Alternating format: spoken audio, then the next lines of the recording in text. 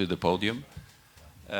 Enrique, you are not going to present, so we will start the discussion. It's seemingly you are defending kind of different approaches to different kind of patients. So that's why I would like to ask those of you who are in favor of tendon transfer, when would you consider a SCR or a balloon, if ever? And I would like to ask those of you who are in favor of SCR or balloon to tell me when would you favor a tendon transfer and never do a balloon or a SCR? Short answers. Yeah, so balloon in patients that are unwilling to have a tendon transfer because of the age or their activity, and they want not to go for a reverse. So this is the limited portion of patients that are the selected patient for balloon as first choice. So I showed you the patient who has essentially no rotator cuff tear at all, and I did for the lower trap, it covered the joint. So up till now, I have no indication in my hand, because lower trap is very easy for me right now to do. I'm not sure if things will change in the future, but up till now, I don't find difference, because with the graft, even without covering the joint being covered, so I think there's an indication for it if you don't do lower trap, but for me, I have no indication for it this now. It may change over time, I don't know. So, we are talking about massive cuff tears, but massive cuff tears are not the same clinical entity. So, if I have a pseudoparalytic, a chronic pseudoparalytic patient, or an external rotation lag, I would not do I would do a transfer, because it's the only option. If you don't have a motor, you can't do anything. Except if you have an acute case, and in this case, you can repair the graft, which is the best option. So if you, my indication for a balloon in pseudoparalytic is acute cases or acute on chronic cases that they had a good function before 2 months, for example, or 3 months, and then suddenly start having deterioration. And I want to take them back 3 months. And in this case, I would try to repair the cuff. I think it's the best option, and then put anything that would increase the probability of this repair to survive. And from this point of view, the easiest to do after a repair is to put an in-space balloon. The only thing that now I think is equally easy is to do superior capsule reconstruction with the biceps there.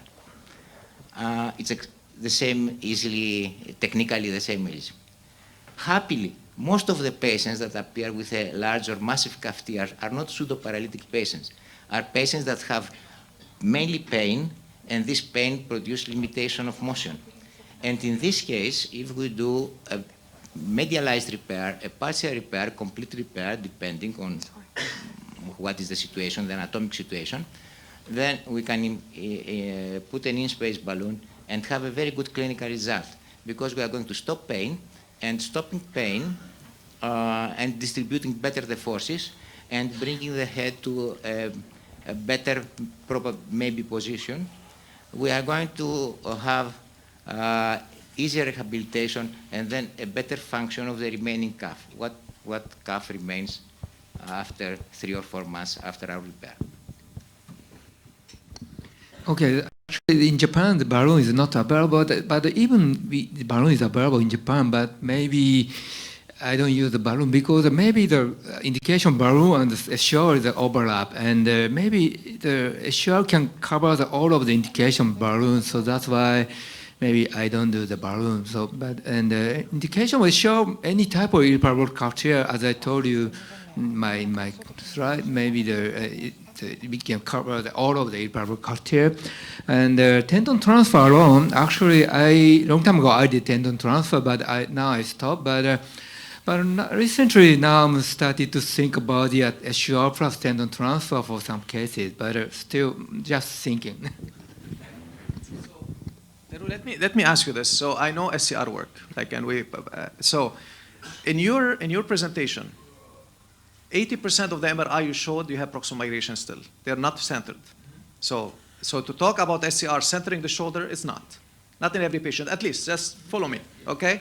So it's not, but it's relieving pain and you have long-term outcome. And you look at the MRI at 2 years, 4 years, it's still high, it's intact graft, and the patient's still doing very well. That's number one. In the ASS this year, they presented the series, they have 80% failure rate of the graft on MRI, and the patient's still doing well. And they were wondering even if you have to fix both sides of the graft because they think the graft itself, just because it's interposed, it's causing less pain. And the third point is, in patients with fractures, if you look at their images, they have almost subluxation whenever the joint, the capsule is ruptured because they have like there's this decompression effect. So I wonder whether the sealing effect, number one, and the interposition effect is number two, is what's causing the good outcome based on what the American have showed in the ASAS and what you have been shown in your MRI. What do you think? First question, I forgot. First question. The first question is, even though it's showing in your MRI, showing the head still... Oh, yeah. Actually, yeah. Yeah, even the super migrated a little bit, but in the stabilized the human head, in them the deltoid works very well. So, for example, even the conservative non-operative treatment and the supramigrated, but some patients they can elevate arm because in that case is acromion, the stabilized human head. Then it's not many patients, but some patients can elevate arm, and even the patient has the irreparable cartilage. So the position centering the human head is not so important. Actually, the stabilize the human head, the most important part. And the second question, the retail cases, right? Retail cases, in my experience, of course, the same thing. Even the graft tear, but the patient pain still pain relief. Actually, but function is not so excellent because in my case, all of the graft is failed in the lateral side. Then MRI shows what's happening in the graft. Graft is actually attached to the acromion. So the graft is attached to the acromion to the glenoid. So like like a hip joint. So that's why the normal impingement, the graft was torn, but actually the covers under the acromion, so that's why the pain relief. But still human head migrated because the graft cannot stabilize glenoid joint. So that's why the function is less. And the final is what is that? Okay. Bassem, we have 3 questions in the room. Please, Fair. Yeah, I have a question for the balloon technique. So how likely is it to have a reduction of range of motion because of lack of subacromial space because of the balloon? I don't know, I have not heard about that. So are we seeing problems like this, reduction of force that results also to functional problems in strength and everything like that?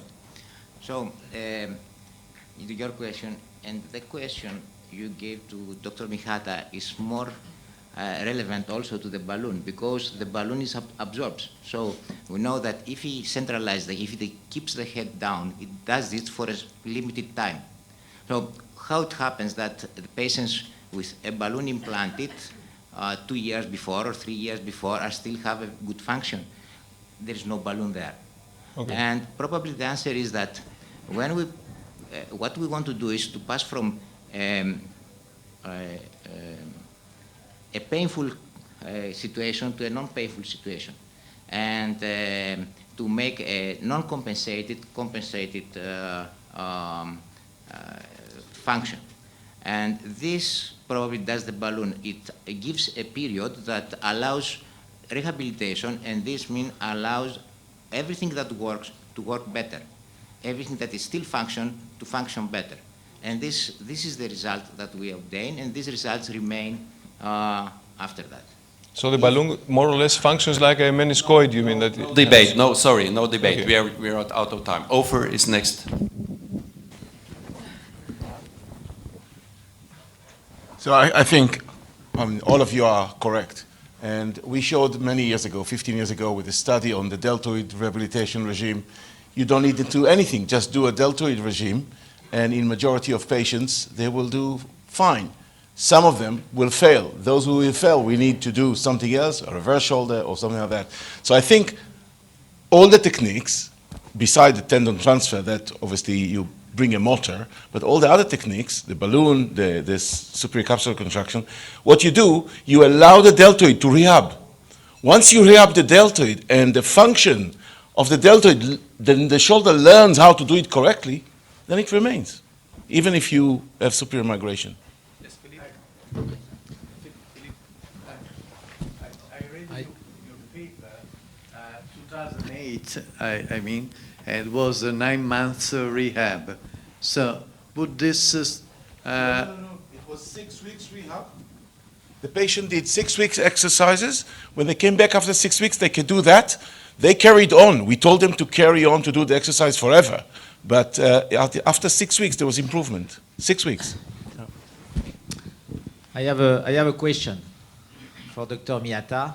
Thank you, very nice, because you continue to analyze your theory, and for us it's very important to understand. Because I give you a case, a clinical case. You see a patient with a lack sign of external rotation, hormonal sign. You do X-rays, there is a superior migration of the humeral head. You do MRI, there is a complete atrophy of the supra, infra, and teres minor. On my question, a very nice subscapularis. My question is, you do a superior capsular reconstruction, but I don't understand how to restore active external rotation because you have no muscle in external rotation position 1. You have no muscle. How it's possible to restore active external rotation? Okay. Yeah, that's a very nice question. For the actually name is SCR, but actually superior posterior reconstruction is possible. Anterior side may be impossible, but even the infraspinatus tendon tear, the teres minor tear also.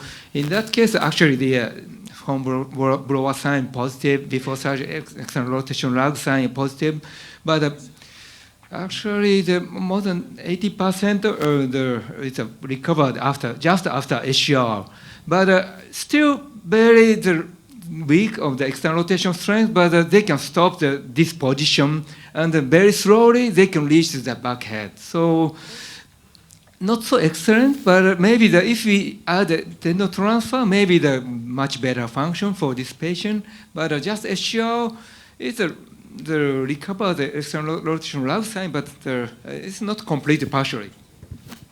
So I have now a group maybe of 14 patients who have failed SCR, mostly for ER. So mostly for ER, and I did for them lower trapezius. So I think this is very, very valid point, and this is a very valid point for the audience as well. I think when you have no ER and teres minor and infraspinatus are gone, you need motor to get external rotation, especially if the patient complaint is external rotation. Okay. Yes. Yeah. So I just want, Dr. Ellison, those failed SCRs you operated on, they were SCRs with which graft? Oh yeah, they're all United States, so you know the answer. But I think it's an important question. You have SCR with fascia lata, you have SCR with human dermal allograft, you have SCR with xenograft. Yeah. I know we have lots of variables in the techniques, but I think it's important. No, Carla, I'll tell you. No, this is all with the dermal graft, Okay. but I'm going to tell you, they came to you. Let's say one of them came to you, or some of them came to you. They have ER. They tell you, I'm okay here. I have not much pain, but I have no ER. And you get the MRI, they have infra and teres minor fatty atrophy complete. What would you say? I never did an SCR on such a patient. That's beautiful. That's perfect. That's what I want to hear. That's it. Yeah, I got my phone. This is it. I mean it. This is very important for the audience. Another question in the room? Yes, I have a question. All of you show excellent clinical outcomes, but what regards the strength? So who of you can say to your patient, you will have, we can say, a good strength after the operation, or no of you can say this to your patient? I avoid to do a balloon if we have a patient that is complaining mainly of loss of strength, because it's the best way to have a dissatisfied patient after the operation. So it's an exclusion criterion. We did it in the beginning, stopped doing it because we have dissatisfied patients. We do a balloon when we have patients that are complaining for pain, and they may have loss of external rotation, but not an external rotation lag, a painless external rotation lag. They not external rotate, because they are painful. And except one indication, if it's acute, if it's an acute and you have a good MRI and you have good muscles and you have external rotation loss, then I would like to take this patient to the operating theater as fast as possible in order to repair the cuff. Because I think that it is the best option. You are going to have the best clinical result if you manage to repair the cuff. Thank you. So about the strength, I can say you that latissimus dorsi tendon transfer does not give back the same strength of the native calf. And this is the lat dorsi has not, the muscle belly is not as large as the posterior calf that has to replace. So when you have manual workers, they ask you for giving back the ability to have strength and resistance.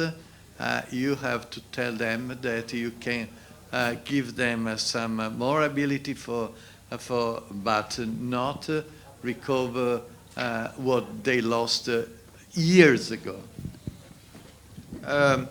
Along the same line, I usually tell the patient around 80% they can get external rotation strengths, but the flexion is unpredictable. I tell them the pain, more than 90% will go away. 80% you'll get external rotation strength. This is going to be stronger. But the flexion, it varies between patients. Some of them, they have it, some of them not. And talking about anatomy, because some patient, depending on the body, everyone else, deltoid strength, scapula, everything else, all of this take into consideration. I will not promise some flexion strengths. I can promise some more external rotation strengths. And one that is predicting for unfavorable outcome is when the patient has some kyphosis, and that is, you can predict the outcome is not that good. Yes, Dr. Mihata, yes. So after HR, we can expect the improvement of shoulder strength. Actually, another study showed the abduction strength, maybe 2 years after surgery, compared with the contralateral side, average number around 80%. And the external rotation strength also the 70 to 80%, and internal rotation also 70 to 80%. But we measure abduction strength in the outside, in that case 80%, but the abducted position still the weak, actually 60% of the contralateral side. But anyway, the muscle strength, compared with before surgery, they're much higher than before surgery, actually. Yes, a question, Mary?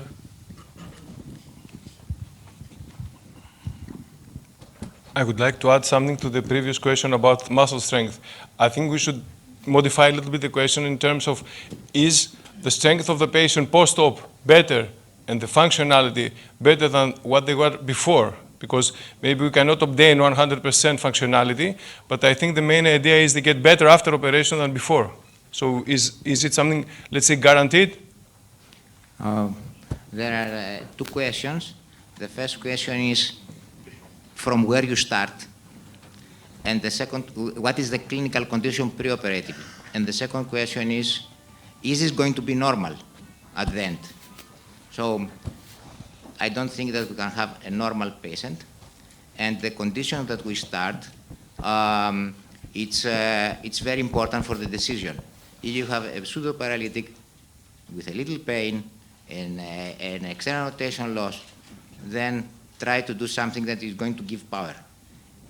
If you have pain, then try to do something that stops the pain, because if the patient is not painful, it's going to gain power. It's going to function better and then gain power by what he has, and he is not working at the present.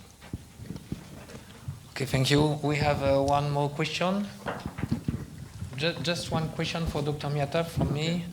Thank you for your presentation, and you saw a very nice rate of healing of your SCR. But on your slide, maybe I made a mistake, but I only see T1. And T1 is very good for the fat infiltration. But if you want to analyze the healing of a tendon, T2 fat sat is better. So do you have example of T2 fat sat MRI to show us very good healing of your tendon? So T2 fat sat, yeah, we have T2 fat sat also, but actually fat saturation MRI does not show the fatty infiltration. It's because of fat saturation. So that's why I usually check the regular T2, and also of course T1, T2, everything we check. Okay. Yeah. Thank you very much. I think we are going to close the session. Thank you.